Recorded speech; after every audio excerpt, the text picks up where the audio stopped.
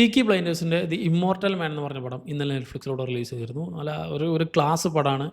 Peaky blinders കണ്ടവർക്ക് മാത്രമേ ഇതിൻ്റെ സ്റ്റോറി ലൈൻ പ്രോപ്പറായിട്ട് മനസ്സിലാക്കാൻ പറ്റുള്ളൂ. അറ്റ്ലീസ്റ്റ് ആ ഒരു ക്യാരക്ടേഴ്സ് ആരാണ്, എന്താണ് അവരുടെ ആ ഒരു ലെഗസി എന്താണെന്ന് നമുക്ക് മനസ്സിലാവണമെങ്കിൽ നിങ്ങൾ പീക്കി ബ്ലൈൻഡേഴ്സ് കാണണം. കണ്ടിട്ടുള്ളവരുണ്ടെങ്കിൽ തീർച്ചയായിട്ടും കണ്ടു നോക്കുക. ഒരു വർത്ത് വച്ചിട്ടുള്ള സാധനമായിട്ട് എനിക്ക് ഫീൽ ചെയ്തു. കാരണം ഒരു പ്രോപ്പർ ക്ലോഷർ കൊടുക്കാൻ പറ്റുന്നുണ്ട് അവർക്ക്, ഒരു പ്രോപ്പർ കൺക്ലൂഷൻ കൊടുക്കാൻ പറ്റുന്നുണ്ട്. ഒരു ഗ്രാൻഡ് സ്കെയിലുള്ള സംഭവമൊന്നുമല്ല. നമുക്കറിയാം ഈ ഒരു ക്യാരക്ടേഴ്സ് എത്ര നാച്ചുറലായിട്ടും എത്ര ഒരു റിയൽ ലൈഫ് ക്യാരക്ടേഴ്സാണ്.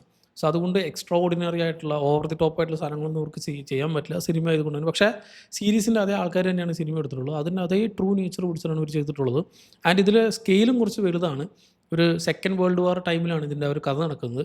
നമുക്ക് ഈവൻ പീക്കി ബ്ലൈൻഡേഴ്സ് നമ്മൾ തുടങ്ങുമ്പോൾ ഇനീഷ്യലി ഒരു ഫസ്റ്റ് വേൾഡ് വാർ ടൈമിലായിരുന്നു, ഒരു 1920 ടൈമിലൊക്കെ ആയിരുന്നു അതിൻ്റെ കഥ തുടങ്ങിയത്. പിന്നീട് അങ്ങോട്ട് ഈ ഒരു സീരീസ് ഓഫ് ഇവൻസിന് ശേഷം അത്രയും സീസണിൻ്റെ കഴിഞ്ഞിട്ട് അത്രയും കൊല്ലത്തെ ഗ്യാപ്പ് കഴിഞ്ഞിട്ടാണ് ഈ ഒരു 1940s സമയത്തൊക്കെയാണ് ഈ ഒരു സീരീസിൻ്റെ അല്ലെങ്കിൽ ഈ സിനിമയുടെ ഇവൻറ്റ് നടക്കുന്നത്. സോ ഈ പടത്തിൽ എന്താണെന്ന് വെച്ചാൽ നമ്മുടെ എക്സൈലിലായിരുന്ന ടോമി ഷെൽബി, ആൾ ഒറ്റപ്പെട്ട് വീട്ടിൽ മാത്രം ഇങ്ങനെ ഒറ്റയ്ക്ക് താമസിക്കുന്ന, ഒരു പരിപാടിക്ക് ഇല്ലാത്ത ആൾ, മകനൊരു പ്രശ്നം വരുമ്പോൾ തിരിച്ച് ടൗണിലേക്ക് വരുന്നു. തുടർന്ന് നടക്കുന്ന കാര്യങ്ങളൊക്കെയാണ് നമുക്കിതിൽ കാണിച്ചു തരാം.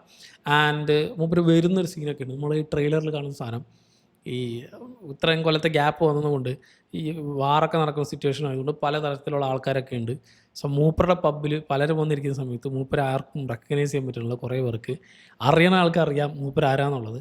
സോ ഒരു തമിഴ് ഗാങ്സ്റ്റർ പടത്തിൽ കാണുന്ന ഒരു മനസ്സിലായി, ആ ഒരു പഴയ ഒരു വിൻറ്റേജ് ആൾ തിരിച്ചു വന്നാൽ നാട്ടുകാരെങ്ങനെയായിരിക്കും റിയാക്ട് ചെയ്യുക, then അവിടുത്തെ പുതിയ ആൾക്കാരൊക്കെ എങ്ങനെയായിരിക്കും റിയാക്ട് ചെയ്യുക എന്നുള്ളൊരു സാധനമൊക്കെ നമ്മൾ ആ ഒരു എസൻസ് അതിൽ കിട്ടുന്നുണ്ട്. പക്ഷേ ഞാൻ ഈ പറഞ്ഞ പോലെ ഓവർ ദി ടോപ്പ് ആയിട്ടല്ല, ക്ലാസ് ആയിട്ടാണ് ആ സാധനമൊക്കെ മെയിൻറ്റെയിൻ ചെയ്തിട്ടുള്ളത്.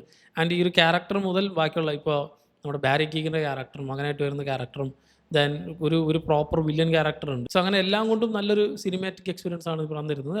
ഇത് ലിമിറ്റഡ് തിയേറ്റർ റിലീസ് മാത്രമേ ഉള്ളൂ പുറത്തൊക്കെ. ഇത് ഡയറക്റ്റായിട്ട് OTTയിൽ അല്ലെങ്കിൽ നെറ്റ്ഫ്ലിക്സിലായിട്ട് റിലീസ് ചെയ്തൊരു പടം കൂടിയാണ്.